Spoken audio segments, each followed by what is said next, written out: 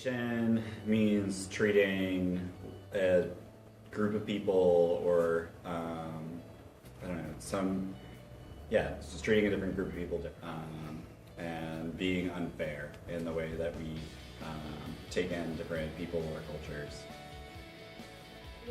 What does segregation means to you? Okay, segregation is an act of separation.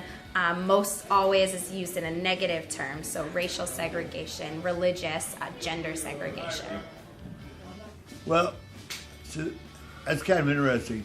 I think there should be no segregation on transportation. And I'm thought that all the rules and laws of the Congress and the U.S. Constitution have been changed that there is none. But there probably still are some places down in the South or out in the Midwest that we might have little forms of segregation like that on transportation.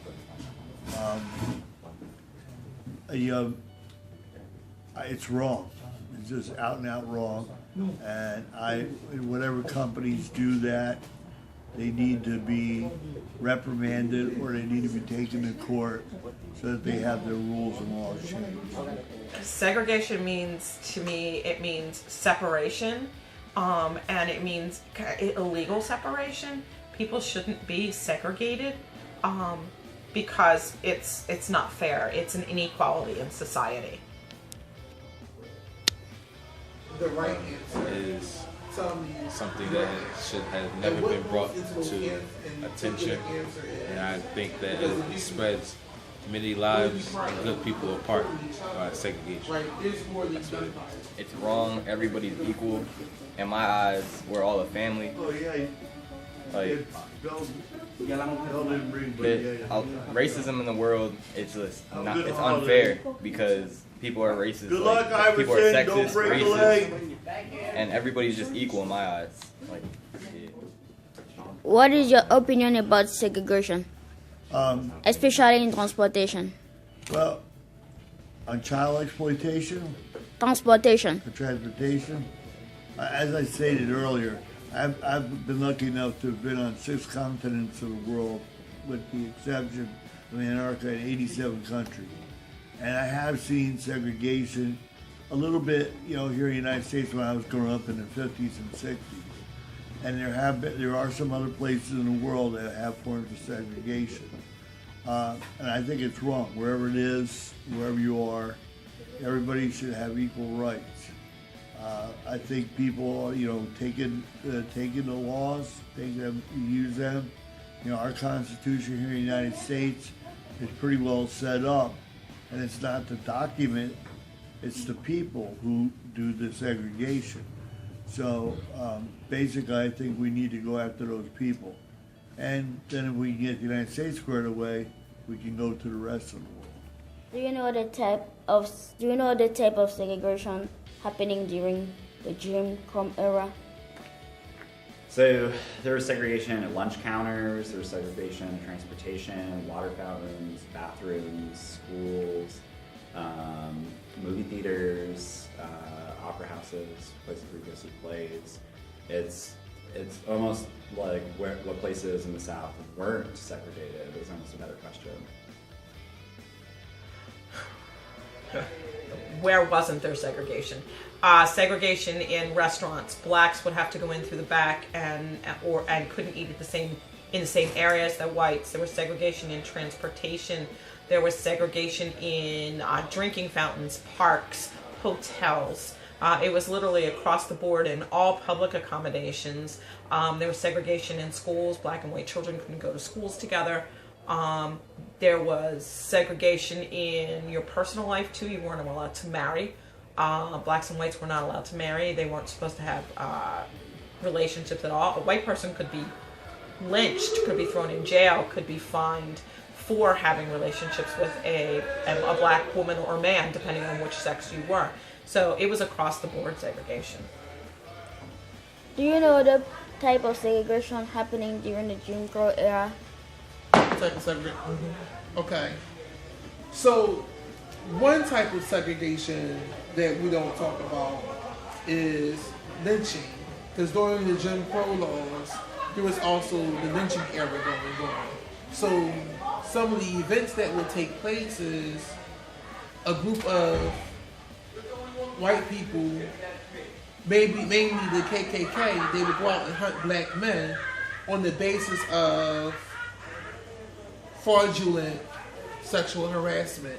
So a white woman would say, hey, he whistled at me, or he tried to me, and hundreds of people would go after this African American man, and they would beat him badly, shoot off his ears, tie him to a truck, and like they would drag him by the truck and hang him and burn his body.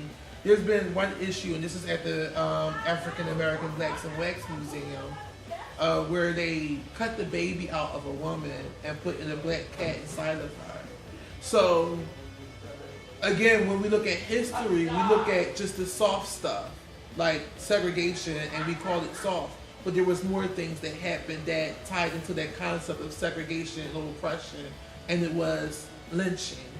So that was a form of segregation because that didn't happen to white people. It didn't happen to white Americans. It only happened to people of a darker tone or of African descent. And in a sense, lynching still occurs here in America, but it looks differently. It looks like shootings, police shooting innocent, unarmed black men. Lynchings happening in schools where schools are not giving the amount of resources that's needed to African American students. So it designs the students to fail, and it creates this whole concept of pipelines to prison. So segregation is more than just not allowing black people to get on the bus or not serving black people. There's an institutional and violent concept of segregation that's going on as well. There's, I guess it's segregation by races, religions. Well, race is what we had talked about in the past, but there is segregation by religion in some countries. Not here in the United States as much, but there is problems when they have looked at kind of gender, age, education, all these different things form, or sexual orientation. People kind of like try to separate in groups like that. And the exploitation act. Some businesses don't want people who are gay, lesbian. Some businesses want younger people because they can pay them less money versus older people. Some people, I guess they do look at religion, because they want people who are like them. Any way you go, I think it's all illegal.